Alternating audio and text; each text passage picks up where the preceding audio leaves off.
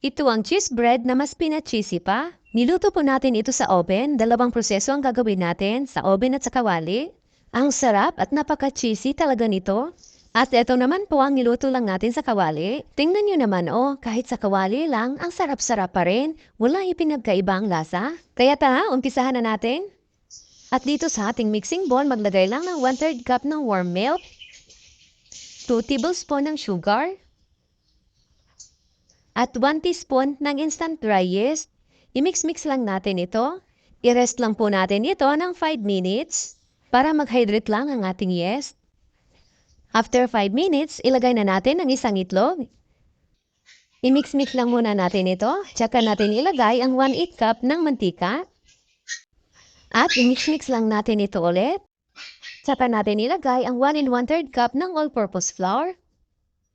At 1/4 teaspoon ng asin.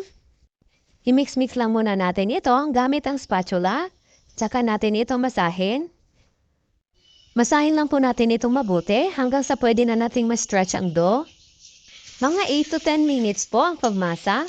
Maglagay lang ng konting mantika sa kamay kung medyo madikit ang dough. Ayan na po, ang ganda na ng ating dough. Maglagay lang po tayo ng konting mantika sa ating mixing bowl para hindi dumikit at mag-dry ang ating dough. Takpan lang po natin ito ng cling wrap or plastic at i-rest lang po natin ito ng 1 hour. At gagawa muna tayo ng crumble toppings natin. Maglagay lang ng half cup ng all-purpose flour, 1/8 cup ng butter, 1/8 cup ng white sugar, 1/8 cup ng powdered milk, at half cup ng grated cheese. I-mix-mix lang po natin ito hanggang sa maging ganito na ang consistency ng ating crumble toppings. Napakasarap po nito, napaka-cheesy. At after 1 hour, nag-double na ang size ng ating dough. I-punch lang po natin at pwede na po natin itong ikat ayon sa gusto nating laki ng ating cheese bread. May nag-comment po sa isa sa mga videos natin. Mas gusto daw niya bumili kaysa gumawa, ang tagal daw ng proseso. Ganito talaga ang proseso sa paggawa ng tinapay, pero mas mainam pa rin po na marunong ka talaga gumawa ng tinapay. Pag nabidog na po natin ito lahat, pwede na po natin ito lagyan ng palaman, ang cheese.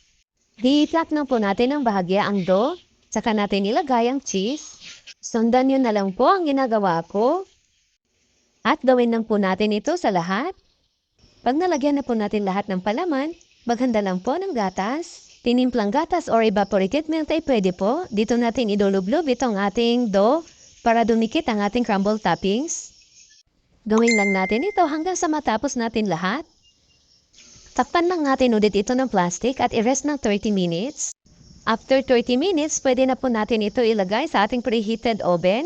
4 lang po ang nilagay ko dito, sa kawali naman yung iba. At tutuin lang natin ito ng 150 degrees Celsius for 20 minutes. At dito naman sa ating kawali, pinainit ko na po yan. Wala pong tubig yan ha. Naglagay lang ako dyan ng metal wrap para hindi direct nakadikit ang ating kinapay sa kawali. Lutuin lang natin ito ng 35 minutes in very low heat. At ayan na po, luto na ang ating cheesy bread sa kawali at oven. Pag ganito ba naman kasarap ang tinapay tuwing umaga, gaganahan ka talaga bumangon. At magtimpla ng kape. Pag ginawa nyo ito para sa inyong mga chikiting, tiyak na magugustuhan nila ito.